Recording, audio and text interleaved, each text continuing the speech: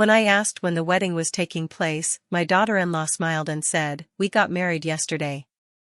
My son Daniel just stared down at his plate. No apology. No explanation. Not even the courage to look at the woman who had raised him alone through half his childhood and all of his grief. I set my fork down quietly. Then Marissa added, almost sweetly, "It was just easier this way, Elaine. Less pressure. Less drama. Less drama." That was what she called excluding a mother from her only son's wedding. I'm glad to have you here. Follow my story until the end, and comment the city you're watching from so I can see how far my story has reached. The dinner was supposed to be ordinary. Sunday evening, 6 o'clock, at Daniel and Marissa's new townhouse outside Columbus, Ohio.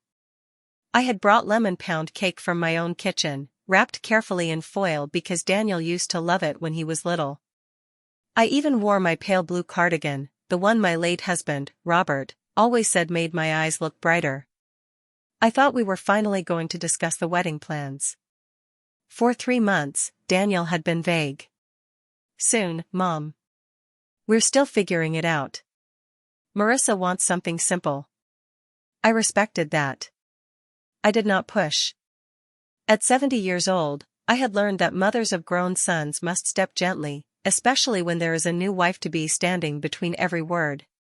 So that night, while Marissa served roasted chicken and Daniel poured iced tea, I waited until the conversation felt safe.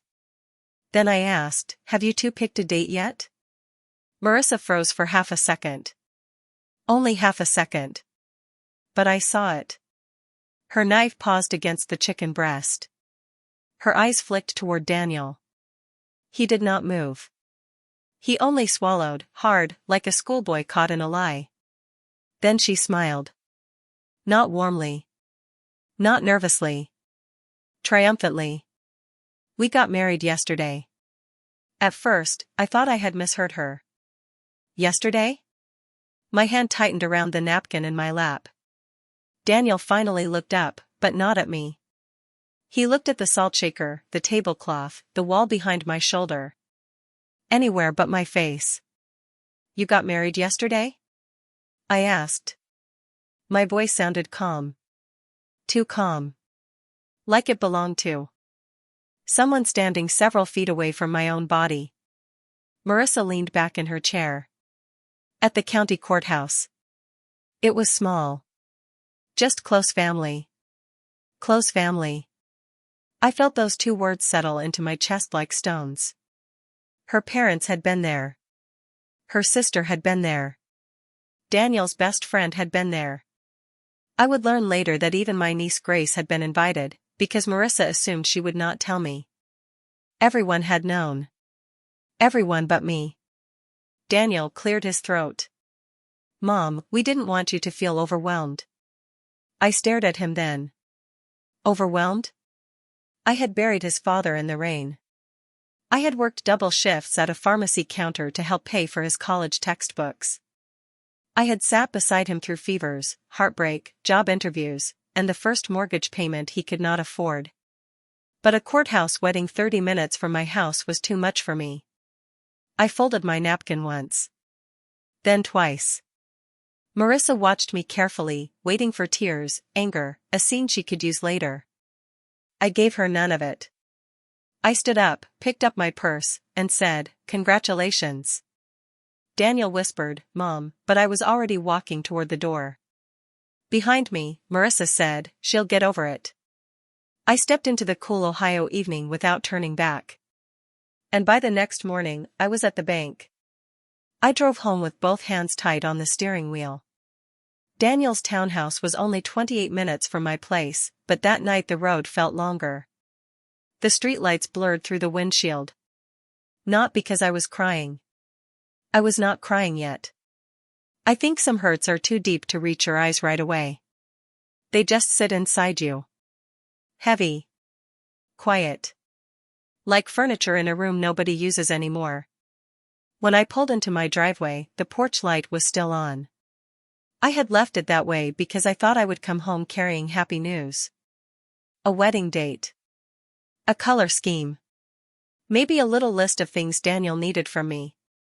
I had imagined sitting at my kitchen table with a cup of tea, writing down names for the guest list, calling my sister-in-law to say, "My boy is getting married." Instead, I walked into my house with a lemon pound cake still sitting in the back seat of my car. Nobody had touched it. I stood in the entryway for a long moment, listening to the old house settle around me. The furnace clicked on. Somewhere in the kitchen, the refrigerator hummed. A branch brushed against the side window, making that soft scratching sound Robert used to tease me about. "It's just the maple tree, Elaine," he would say. "Not a ghost." But that night, the whole house felt haunted. Not by ghosts. By expectations. On the dining room chair, my pale beige dress was still folded inside a dry-cleaning bag. I had picked it up 2 weeks earlier, thinking it might be right for a courthouse ceremony, or maybe a small church wedding. Nothing too flashy. Nothing that would embarrass Daniel. Just a mother's dress. Soft, simple, respectful. I touched the plastic cover with my fingertips. Then I let my hand fall. In the kitchen, I set my purse on the counter and opened the cabinet where I kept my good china. The same plates Robert and I received for our wedding 46 years ago. White porcelain with a narrow silver rim. I had not used them much since he passed, because setting a table for one person always felt a little foolish. But I had been saving them for Daniel's wedding breakfast. That was the silly little dream I had kept to myself. The morning after the ceremony, I wanted to invite them over. Fresh coffee. Cinnamon rolls. Bacon crisp the way Daniel liked it. Maybe a fruit salad so Marissa could say I was trying too hard to be healthy. I even bought new cloth napkins from a store downtown because the old ones had yellowed at the edges. All of that sat waiting in drawers and cabinets. And used. Unwanted. I took the cake from the car and placed it on the kitchen counter. The foil crinkled loudly in the quiet room. I peeled it back just enough to see the golden crust, still perfect, still sweet, still made by hands that had loved Daniel before Marissa ever knew his name. Then my phone buzzed. For one foolish second, I hoped it was him. It was Marissa. A text message. "Hope you got home safe. Please don't make Daniel feel guilty. Yesterday was about us, not you." I read it twice. Not you. 2 small words. Clean. Polite. Sharp enough to cut through 70 years of dignity. I sat down at the kitchen table. Robert's chair was across from me, empty as always. Sometimes, in the first months after he died, I used to talk to that chair. I would tell him about the grocery prices, the neighbor's dog, the way Daniel never called on Tuesdays anymore. It made me feel less alone. That night, I looked at the chair and whispered, "They got married without me, Robert." The words sounded strange in the room. Like they belonged to another woman. A woman from some sad story you hear at church and shake your head over. Not me. Not Elaine Whitmore, who packed school lunches with little notes inside.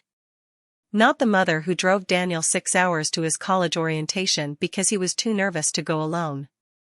Not the widow who still kept her son's childhood Christmas ornaments wrapped in tissue paper, year after year, just in case he ever wanted them.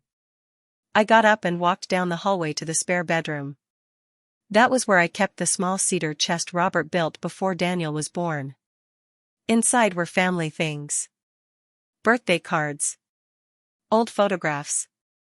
Daniel's first pair of baby shoes. His high school graduation tassel. The Father's Day card he made for Robert in 3rd grade with crooked handwriting and a drawing of all 3 of us standing under a yellow sun. I opened the chest slowly. The cedar smell rose up, warm and familiar. There, tucked inside a blue envelope, was the savings book. Daniel's wedding fund. Robert and I had started it when Daniel was 25, back when he said he did not believe in marriage, and Robert laughed and said, "Someday, the right woman will change that boy's mind." After Robert died, I kept adding to it. A little from his life insurance. A little from my pension. A little from things I stopped buying for myself. $42,000. Not because Daniel demanded it. Because I wanted to give him one beautiful beginning. I held the savings book in my lap and stared at the numbers. Then I thought of Marissa's smile across the dinner table. We got married yesterday. Close family. Less drama. Not you. For the first time that night, my hand stopped shaking. I closed the savings book. I put it back in the blue envelope. And I knew, with a cold certainty that settled over me like winter light, that this was not an accident. This was a message. They had shown me where I stood. Now I needed to find out why. The next morning, I woke before sunrise. Not because I had slept well. I had barely slept at all. The blue envelope stayed on my nightstand all night, like a witness. Every time I opened my eyes, I saw it there. Quiet. Patient. Waiting for me to understand what my heart had been refusing to see. At 6:15, I made coffee. No sugar. No cream. Just black coffee in Robert's old mug, the one with the faded Ohio State logo Daniel had given him for Father's Day when he was 12. I wrapped both hands around it and sat at the kitchen table while the sky turned pale behind the curtains. I kept hearing Marissa's voice. Yesterday was about us, not you. There was something strange about the wording. Not, I'm sorry you were hurt. Not, we should have told you. Not even, Daniel didn't know how to say it. Just a warning. Don't make him feel guilty. That told me two things. First, Daniel already felt guilty. Second, Marissa was afraid of what that guilt might make him do. By 8 o'clock, my phone rang. Daniel. I looked at his name on the screen for 3 full rings before answering. Good morning, I said. There was silence on the other end. Then his voice came through, low and tired. Mom, are you okay? It was such a small question. A normal question. But after what had happened, it felt almost insulting. I'm having coffee, I said. He sighed. I know last night was awkward. Awkward. That was the word he chose. Not cruel. Not wrong. Not shameful. Awkward. I stared at the steam rising from my mug. Yes, I said. It was. Daniel cleared his throat. I could hear movement in the background. Cabinets opening. Water running. A woman's voice, faint but close. Marissa was listening. Mom, we didn't exclude you on purpose. I said nothing. That kind of sentence does not need an answer. When someone says they did not do something on purpose, before you even accuse them, they have already told on themselves. He continued quickly. It was just very last minute. Marissa's parents were already available, and the appointment opened at the courthouse, and everything happened fast. Daniel, I said gently, did you get married yesterday morning or yesterday afternoon? Another pause. Afternoon. What time? 2:30. I looked at the clock above my stove. 2:30. At 2:30 yesterday afternoon, I had been at the grocery store choosing lemons for his cake. I remembered standing near the produce section, holding 2 lemons in my palm, wondering which ones had the brightest scent. I had taken my time because I wanted it to be perfect. While I was doing that, my son was saying his vows 30 minutes away. I see, I said. Mom, please don't make this bigger than it is. There it was again. Not concern. Management. Like I was a problem to be contained. Before I could answer, Marissa's voice became clearer in the background. Ask her about Saturday. Daniel covered the phone, but not well enough.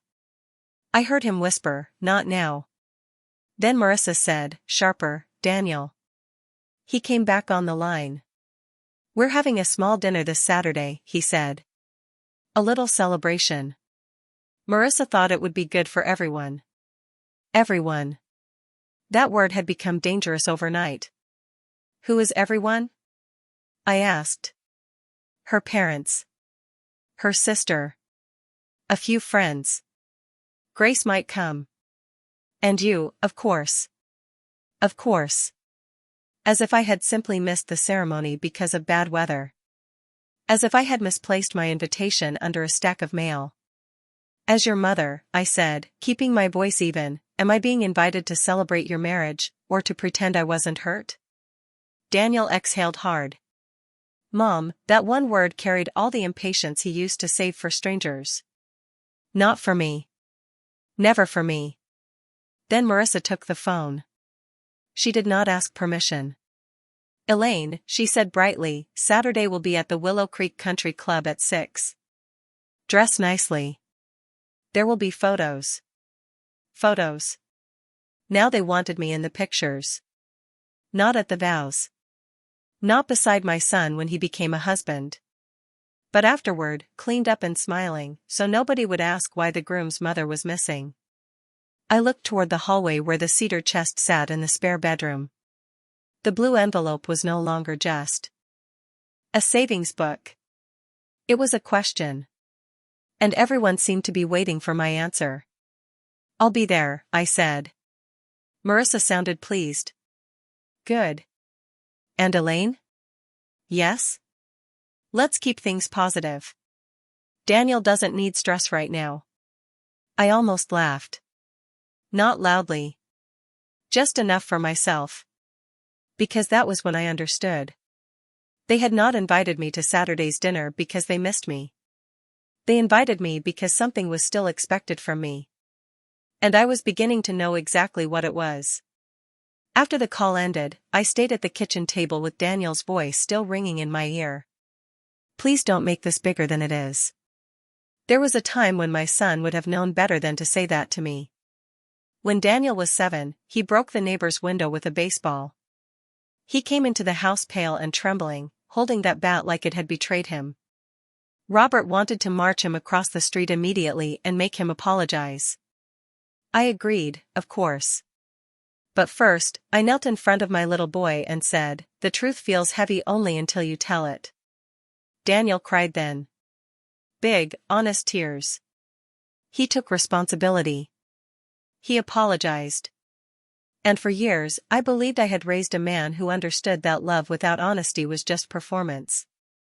But now, all these years later, he was asking me to help perform. I rinsed my coffee mug and set it upside down on the drying rack. My hands moved through the familiar motions of mourning, but my mind had gone backward. Back to the years after Robert's first heart surgery. Daniel was in college then, living in a small apartment near campus. He called one evening saying his tuition payment had not cleared. There had been some mistake with his financial aid, and if he did not pay by Friday, he might lose his class schedule. He tried to sound calm. But I heard the fear underneath.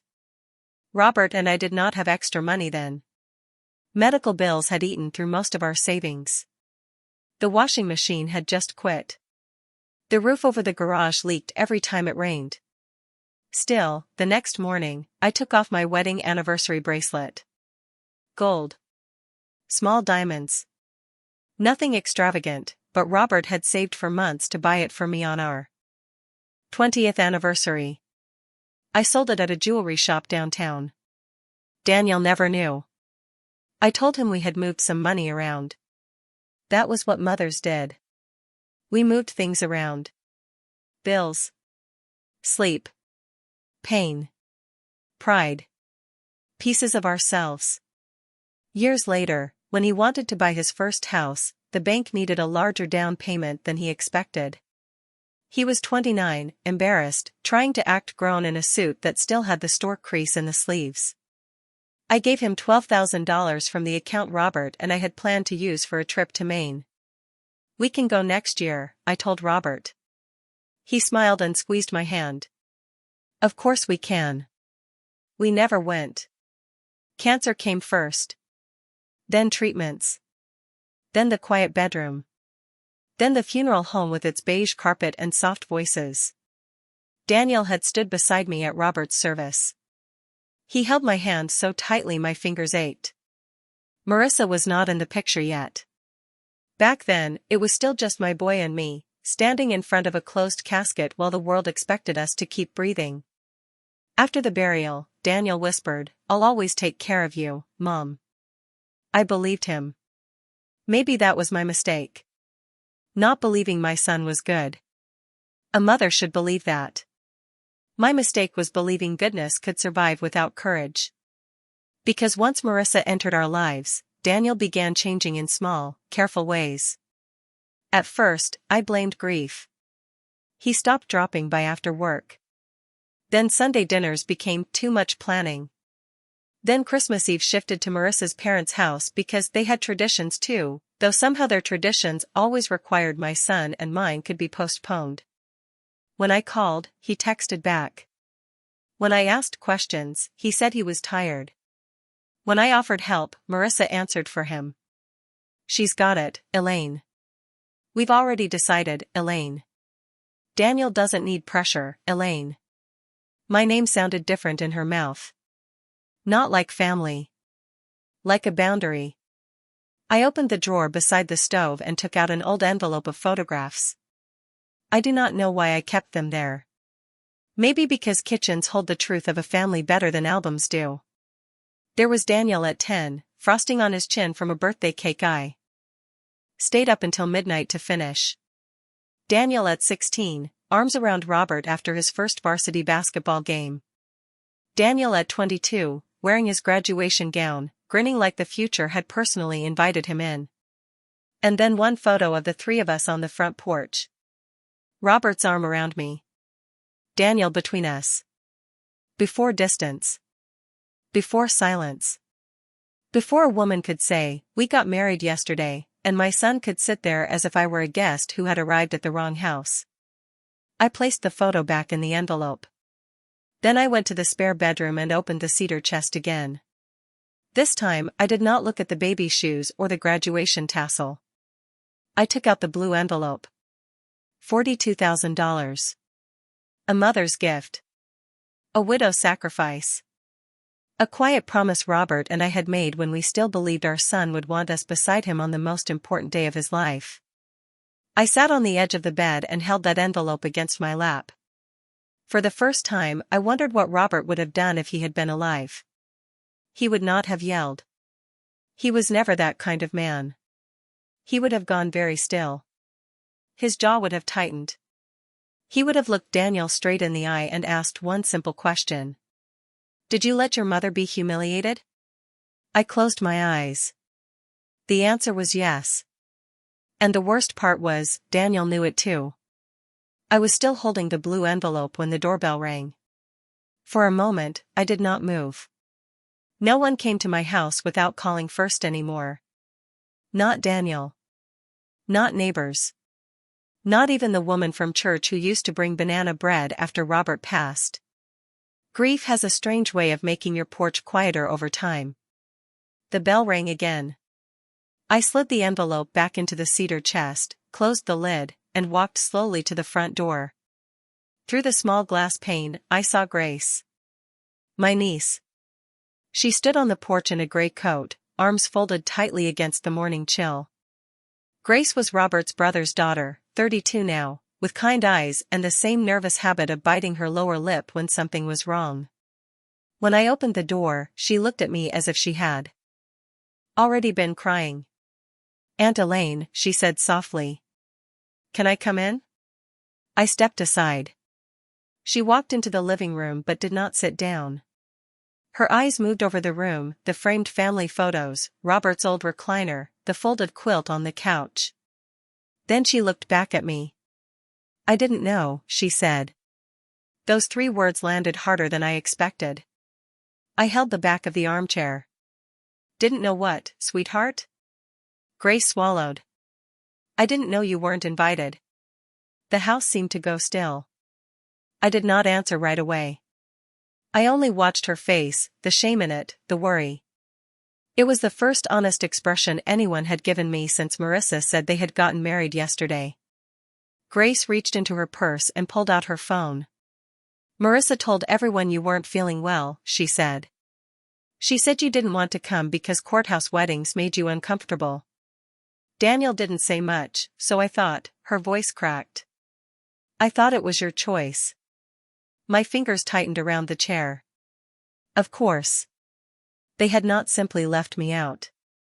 They had written a polite little story to explain my absence. A sick old mother. Too emotional. Too fragile. Too difficult to include.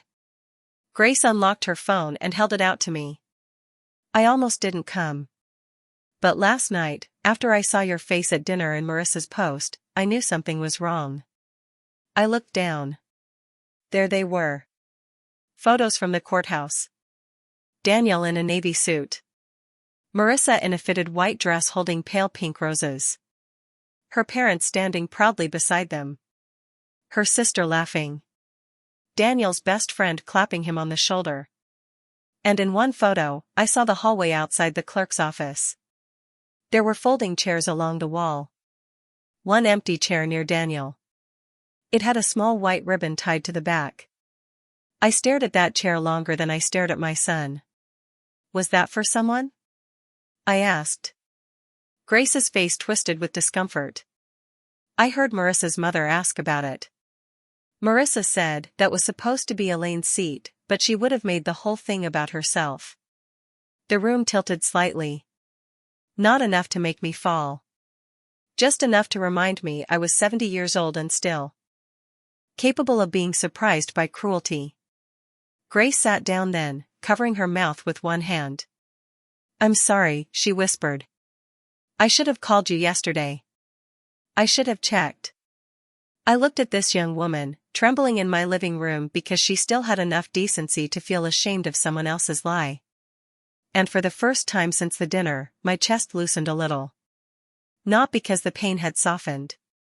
Because I was no longer standing inside it alone.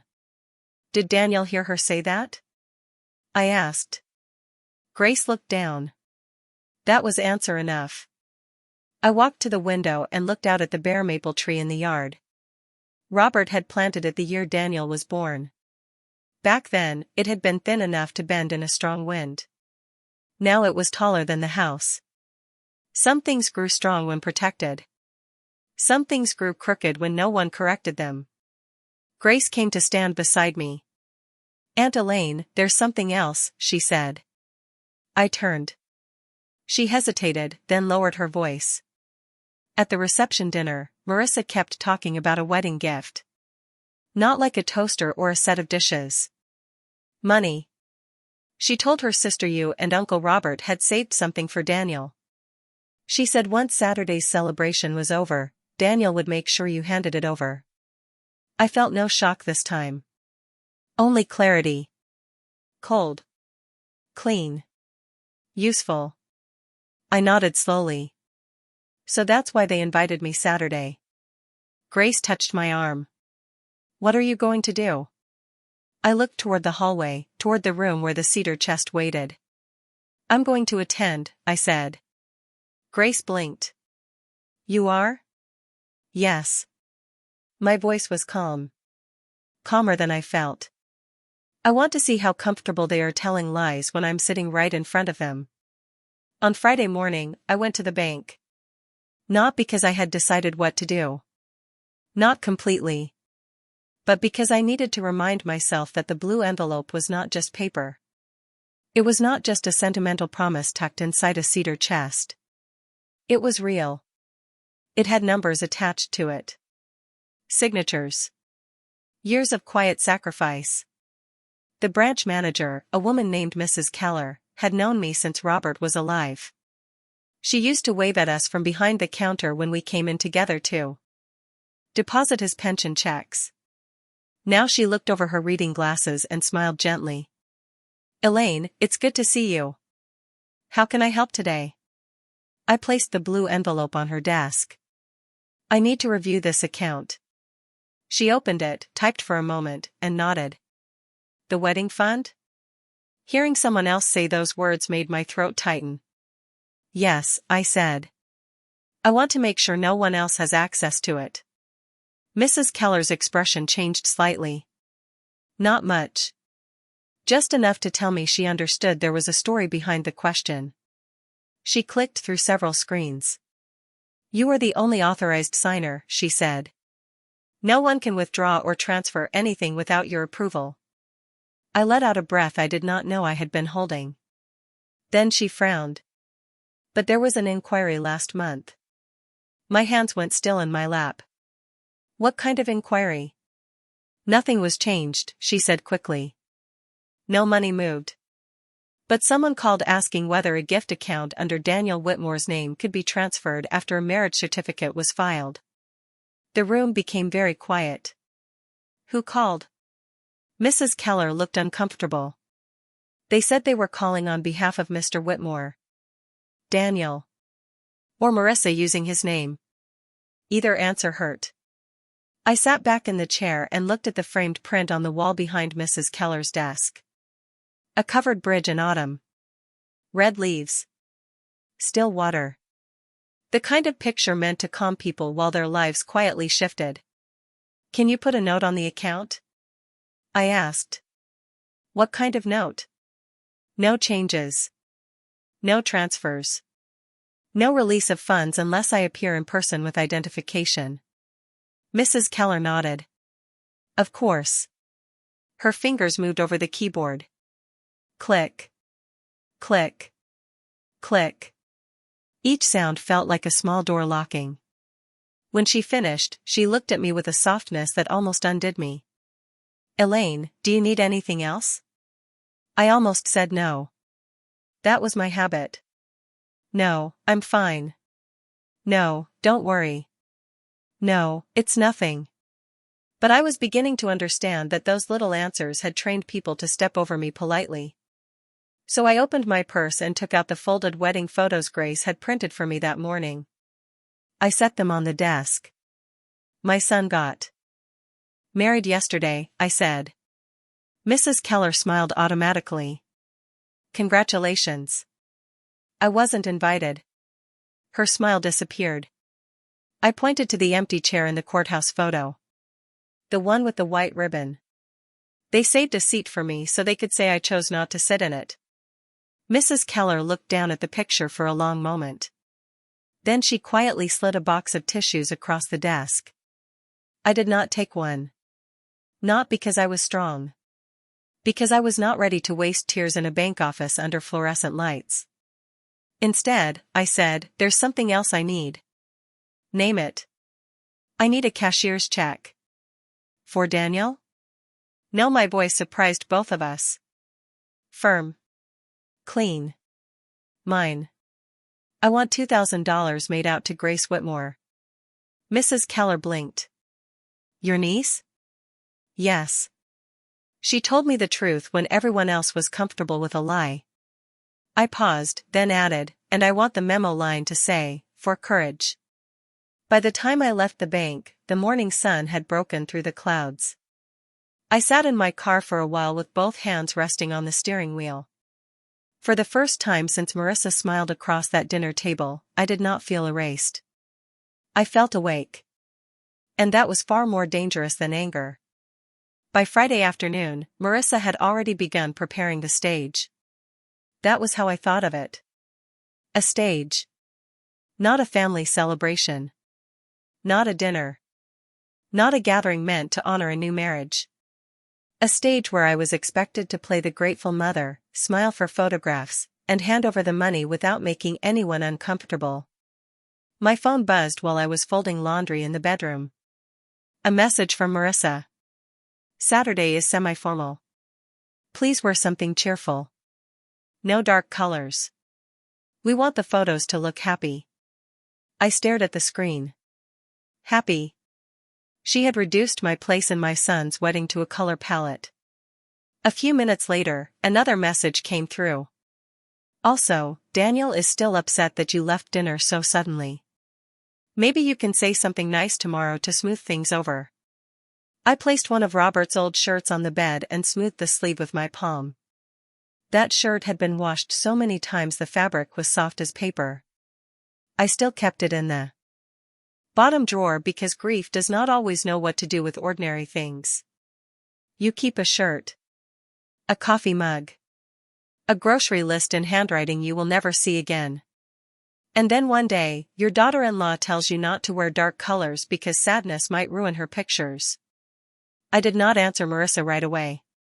Instead, I opened Daniel's message thread. There was nothing from him. Not a question. Not an apology. Not even, "Mom, can we talk?" Just silence. That was Daniel's way now. He let Marissa speak first, speak loudest, speak for both of them. Then he stood behind her choices and called it peace. At 4 o'clock, he finally called. I let it ring twice before picking up. "Hi, Mom." "Hello, Daniel." He sounded nervous. I could hear traffic behind him, so I knew he was driving home from work. There was a time when he used to call me from the car just to tell me about his day. A difficult client. A funny radio segment. A sandwich shop he thought I might like. Now he called because someone had told him to handle me. "I just wanted to make sure you're coming tomorrow," he said. I said I would. "Good. That's good." Silence stretched between us. Then he added, "Marissa's parents are going to be there, and some of her friends from work. So I really need everything to be easy." Easy. I folded Robert's shirt once. Then again. "Daniel," I said, "was yesterday easy for you?" He did not answer. I waited. The waiting mattered. When people are used to you filling silence for them, silence becomes the first boundary they notice. Finally, he sighed. "Mom, I know it wasn't perfect." I almost smiled. Not because anything was funny.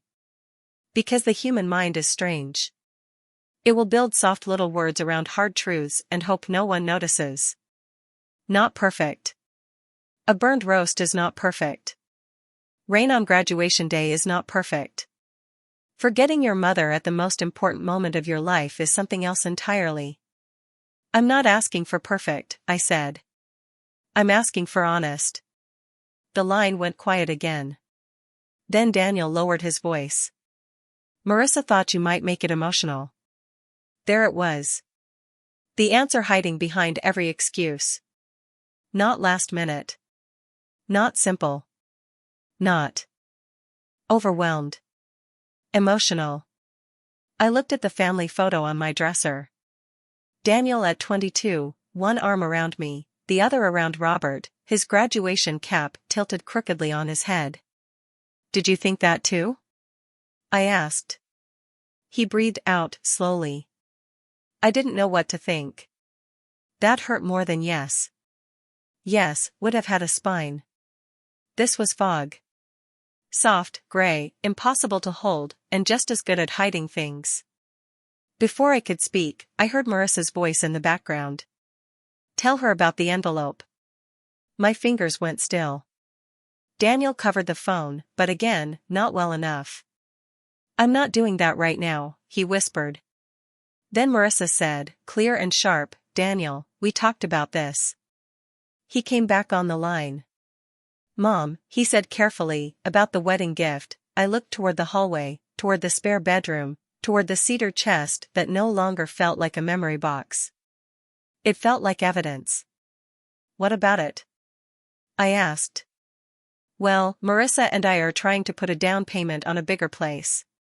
Nothing huge. Just enough room to start a family someday. And Dad always said," he stopped himself. Too late.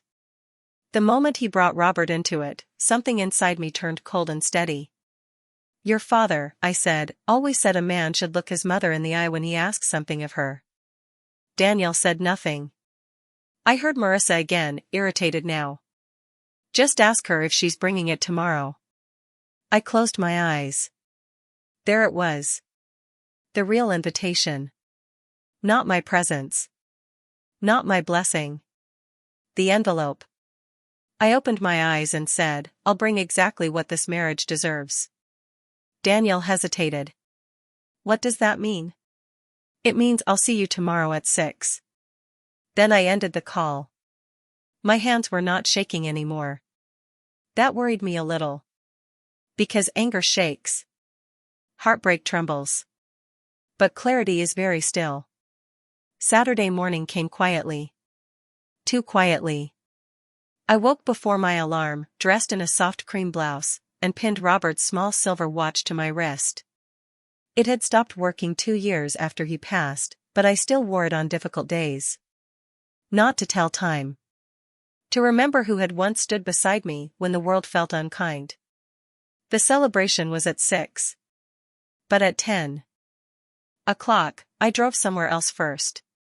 Bennett and Cole Law Office sat in a red brick building near downtown Columbus, between a florist and a bakery that always smelled like sugar in the mornings. Robert had used that firm for years. Wills, insurance papers, the house deed, all the things people sign while pretending life will stay predictable. Mr. Harold Bennett was older now. Thinner. His hair had gone completely white, and his hands shook slightly when he poured coffee into 2 paper cups. "Elaine," he said, lowering himself into the chair across from me. "It's been too long." "Yes," I said. "I wish I were here for a happier reason." His expression changed. "Lawyers hear meaning in silence. Good ones do, anyway." I took the blue envelope from my purse and placed it on his desk. "Daniel got married Thursday," I said. Mr. Bennett smiled faintly. "Your son? Well, congratulations." "I wasn't invited." The smile faded. I watched him absorb that. Not dramatically. Just a slight tightening around the mouth. Robert had trusted this man because he did not waste reactions. "Tell me what happened," he said. So I did. Not everything. Not the ache in my kitchen. Not the folded dress. Not the empty chair with the white ribbon. I gave him facts. Dates. Words. The courthouse ceremony. Marissa's text. The phone call about the wedding gift. The bank inquiry. When I finished, Mr. Bennett sat back slowly. Then he opened a drawer and removed a thick folder with Robert's name printed on the tab. My breath caught. I had seen that folder once before, after the funeral. Back then, everything inside it had blurred together. Legal words. Signatures.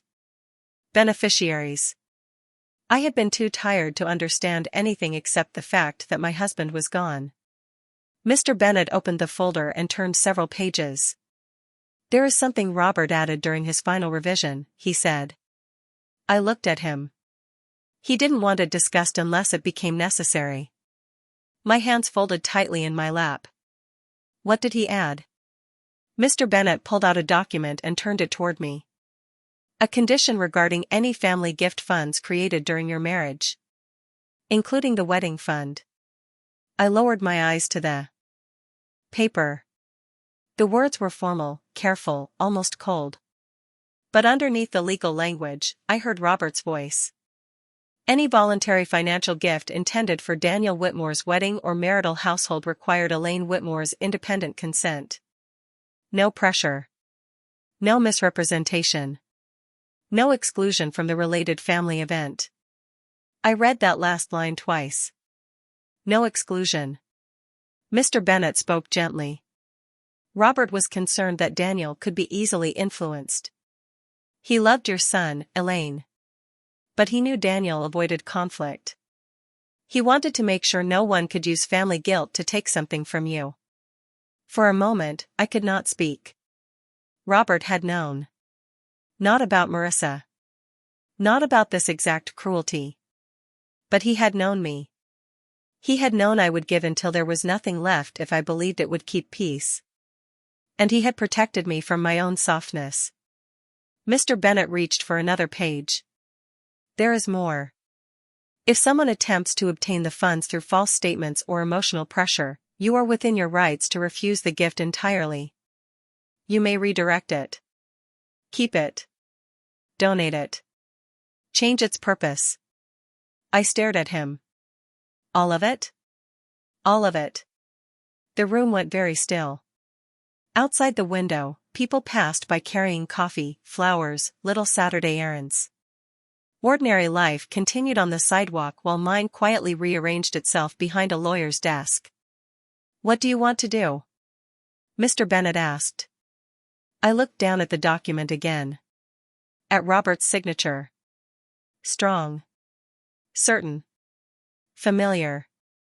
Then I thought of Marissa telling me to wear cheerful colors. Daniel asking if I was bringing the gift. The empty ribbon chair they used as proof of a lie. "I'm going to the dinner tonight," I said. Mr. Bennet nodded. "And I want a copy of this document." He slid it into the copier behind him. When he handed me the papers, they were still warm. I placed them in a plain white envelope. Not the blue one. The blue envelope had been a mother's dream. This white one was something else. A boundary. A truth. A door closing quietly before anyone realized they had been locked out. At 5:30 that evening, I pulled into the parking lot of Willow Creek Country Club. The building glowed against the early evening sky, all tall windows and warm lights, the kind of place where people lowered their voices without realizing it. Through the glass, I could see round tables dressed in white linens, small floral centerpieces, and waiters moving quietly between them with trays of iced tea and sparkling water. It was not a small dinner. That was the first lie of the night. There were at least 40 people inside. I sat in my car for a moment with the white envelope resting on the passenger seat. My purse was beside it. The blue envelope was not with me. I had left it in the cedar chest, exactly where it belonged. A mother's dream did not deserve to be carried into a room full of people waiting to price it. Before I got out, I looked at myself in the rearview mirror. Cream blouse. Pearl earrings. Robert's silver watch on my wrist. No dark colors. Just as Marissa requested. But there is a difference between looking cheerful and being harmless. I stepped inside at 6 sharp. Marissa saw me before Daniel did. She was standing near the entrance in a white satin dress, not a wedding gown, but close enough to remind everyone who the evening belonged to. Her hair was pinned up, her makeup perfect, her smile polished until it almost looked real. "Elaine," she called brightly. Several people turned. That was intentional. She crossed the room and kissed the air near my cheek. "I'm so glad you decided to come." Decided. Another careful word. As if I had been invited all along and simply needed to get over myself. Daniel stood a few feet behind her in a navy suit. For one second, when our eyes met, I saw my little boy. Not the grown man avoiding responsibility. Not the husband hiding behind his wife. My boy. Then he looked away. Marissa slipped her hand through his arm and turned back to the guests. "Everyone, this is Daniel's mother, Elaine. She couldn't make it to the courthouse yesterday, but we're so happy she's here tonight." There it was. Soft. Public. Neat. A lie wrapped in good manners. A few people smiled politely. Someone murmured, "How nice." Marissa's mother gave me a sympathetic look, the kind people reserve for older women they assume are difficult. I smiled. Not wide. Just enough. "Thank you for having me," I said. Marissa's eyes narrowed for a fraction of a second. She had expected tension. Maybe a sharp remark. Maybe trembling hands. Anything she could point to later and say, "See? This is why we kept it simple." I gave her nothing. Grace stood near the far table, watching me. When our eyes met, she gave the smallest nod. Courage, I thought. That was what I had written on the cashier's check. Now she was giving a little of it back to me. Dinner began with speeches. Marissa's father spoke first, welcoming Daniel into their family. Her sister told a story about Marissa choosing wedding colors at age 10. Daniel's best friend made everyone laugh about the proposal. No one mentioned Robert. No one mentioned me. Not until dessert. Marissa tapped her spoon against her glass, and the room quieted. "I just want to say how grateful Daniel and I are," she began, placing one hand over her heart. Marriage is about family, support, and new beginnings. Her eyes moved to me. Here it comes, I thought. And we're especially grateful to those who have helped us begin this next chapter. Elaine, I know Daniel's father would be so proud tonight. The room turned toward me. Daniel's face went pale. Marissa smiled sweetly. Would you like to say a few words? A waiter had just placed a slice of vanilla cake in front of me. White frosting. Sugared flowers. Untouched. I looked at the cake. Then at my son. Then at the woman who had finally handed me the stage she'd built for herself. I picked up the white envelope from my purse. And I stood. I stood with the white envelope in my hand. For a moment, nobody moved. Forks paused halfway to mouths. Glasses hovered above the table. Marissa's smile stayed in place, but I could see the tension beginning at the corners of her eyes. She thought she knew what was inside that envelope. So did Daniel. That was the saddest part. My son looked at it the way a child looks at a wrapped present, already imagining what belongs to him. I turned slightly so everyone could hear me. Thank you, Marissa, I said. That was very thoughtful. Her smile relaxed a little. Not much. Just enough to show me she believed the room was still hers. I looked at Daniel. When you were born, your father planted the maple tree in my front yard. He said a family needed roots before it could have branches. Daniel's face softened for half a second. I saw memory touch him. Then Marissa shifted beside him, and the softness disappeared. I continued. Robert and I always hoped that when you married, we would be there to bless the day. Not because we wanted attention. Not because we wanted control.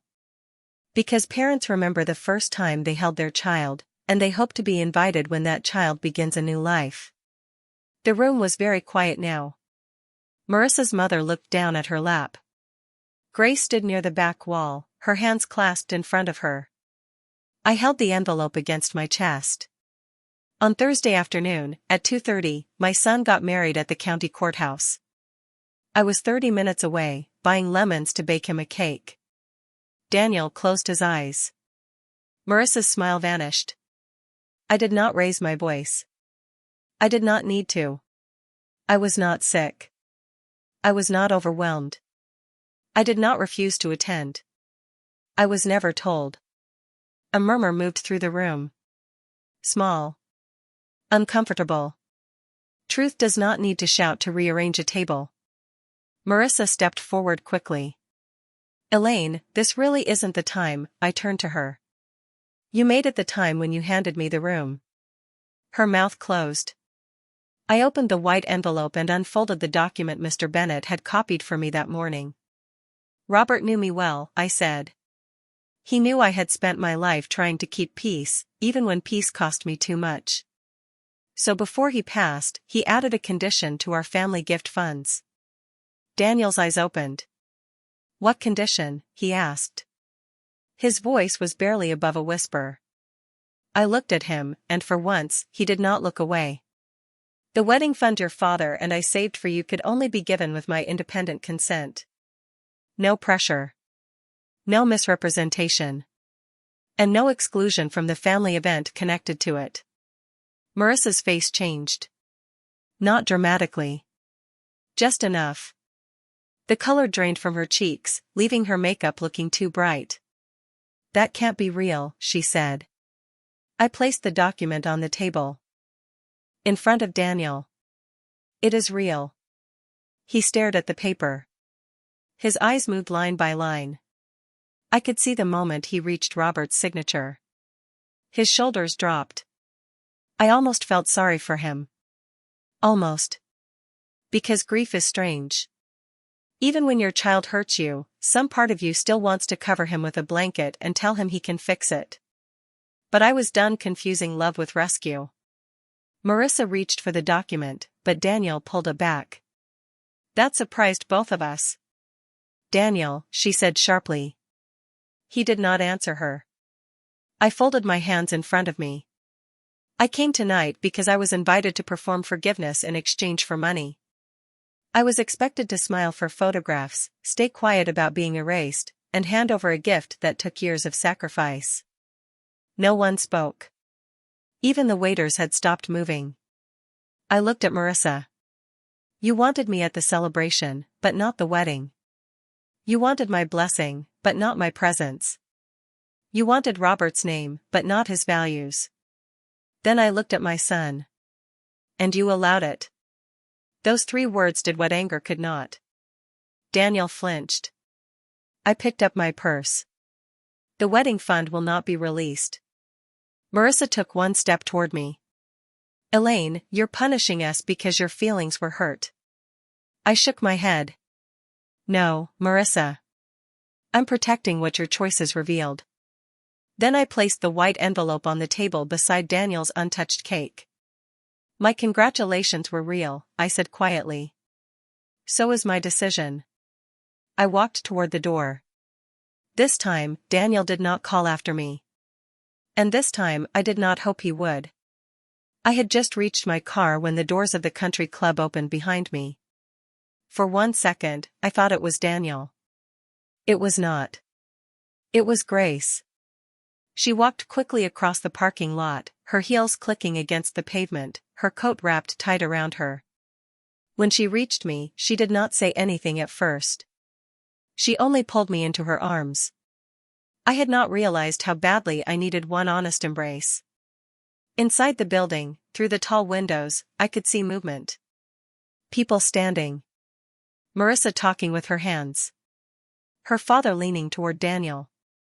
Daniel sitting very still with Robert's document in front of him. Grace pulled back and wiped her cheek. Aunt Elaine, she whispered, you did nothing wrong. I looked toward the glowing windows. I know. And I did. That was new. For years, whenever someone in the family was uncomfortable, I searched myself first. What did I say? What did I do? How could I make this easier for them? But that night, standing under the country club lights with cold air pressing against my face, I did not search myself. I had told the truth. Nothing more. Grace glanced back at the building. Marissa is furious. I'm sure she is. She said you planned this to humiliate her. I almost smiled. That is interesting, I said. Because all I did was explain what she planned for me. Grace nodded slowly, as if the words settled something inside her too. Then the doors opened again.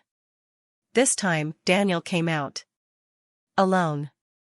He walked toward us with the white envelope in his hand. His tie was loosened. His face looked older than it had an hour ago.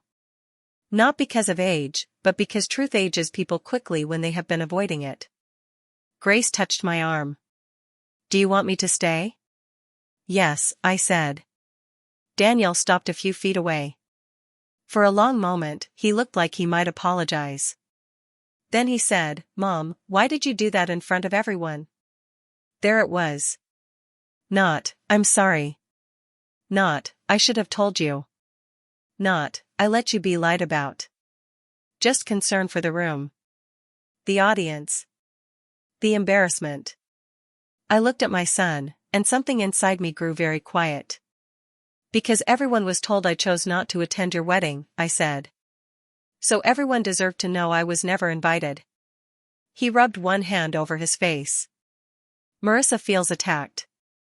I looked past him, through the window, where Marissa stood with her mother, speaking sharply while guests pretended not to listen. She should feel seen, I said. Those are different things. Daniel's mouth tightened.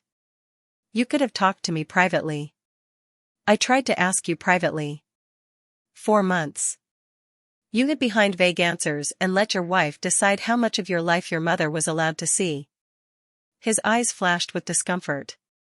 She's my wife. Yes, I said. And I am your mother. Loving her did not require erasing me. He looked down at the envelope in his hand. I didn't know Dad made this condition. Neither did I. That seemed to surprise him. I thought you came here with a plan. I breathed out slowly. I came here with proof. There is a difference. The parking lot went silent except for the faint sound of music inside.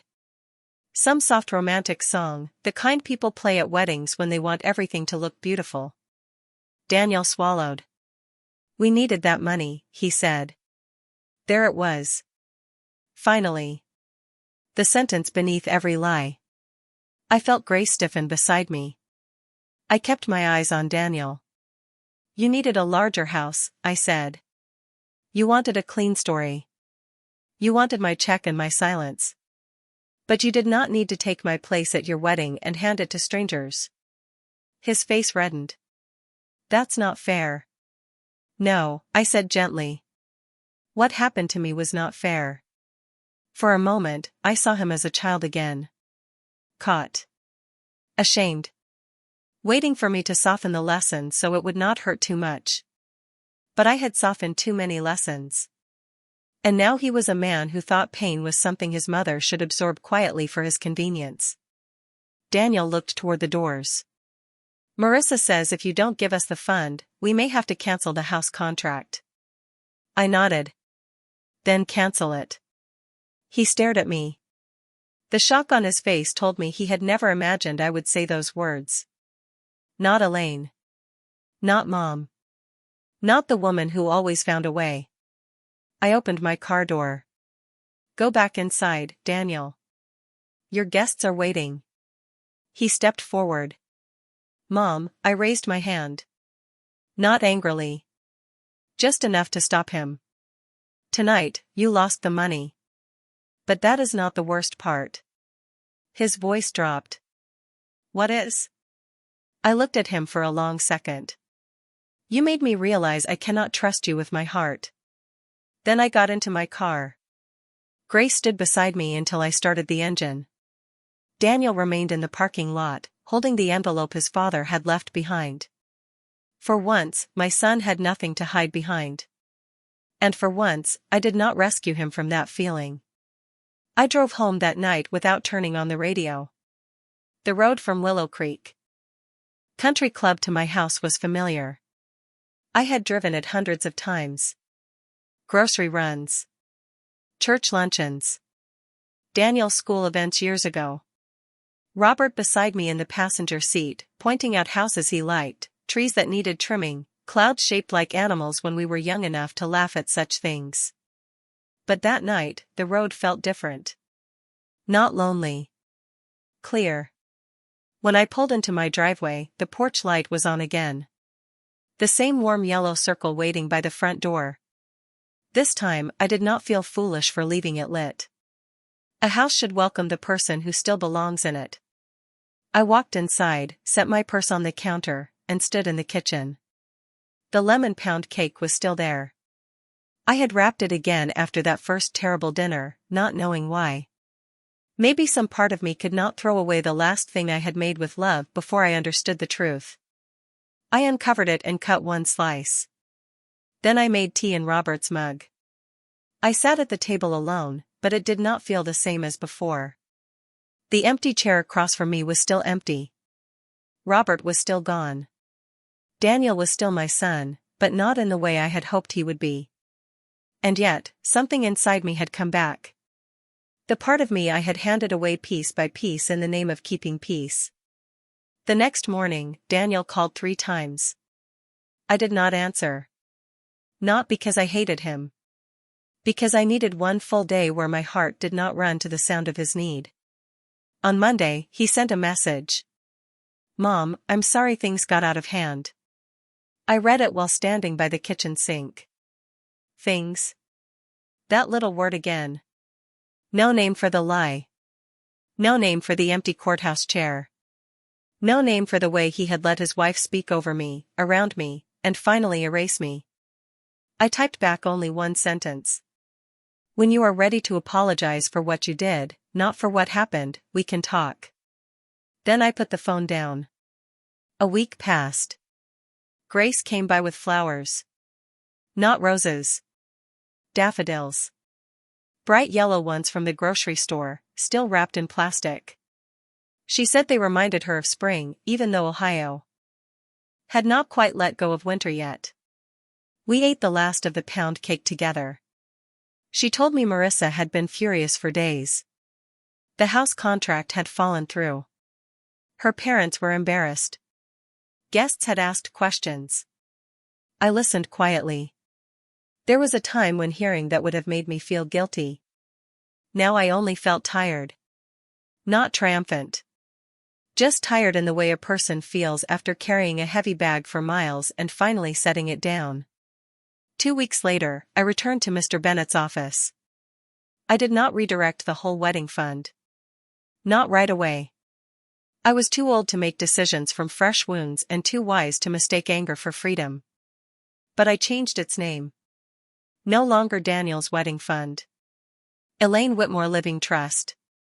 Part of it went toward repairing my kitchen, the one I had postponed fixing for 6 years because everyone else's needs had always seemed louder.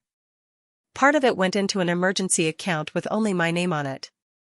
And $2,000, already given to Grace, stayed exactly where it belonged. For courage.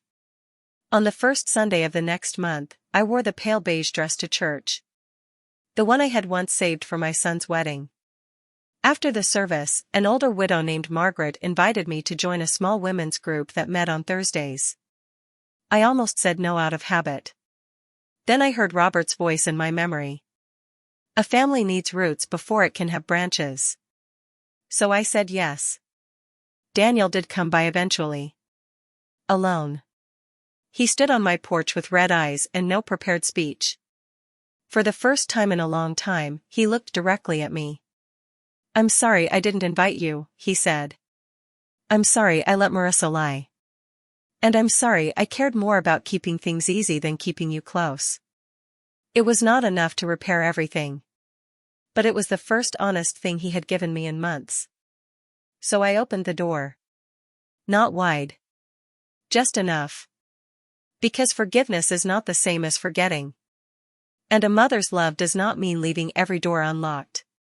The maple tree in my front yard began blooming that week.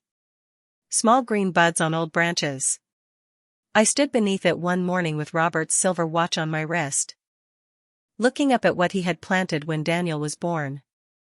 They thought excluding me from the wedding would make me smaller. They were wrong. It only reminded me that I was never just a guest in my son's life. I was the root. And roots do not beg branches to remember where they came from. They simply keep standing.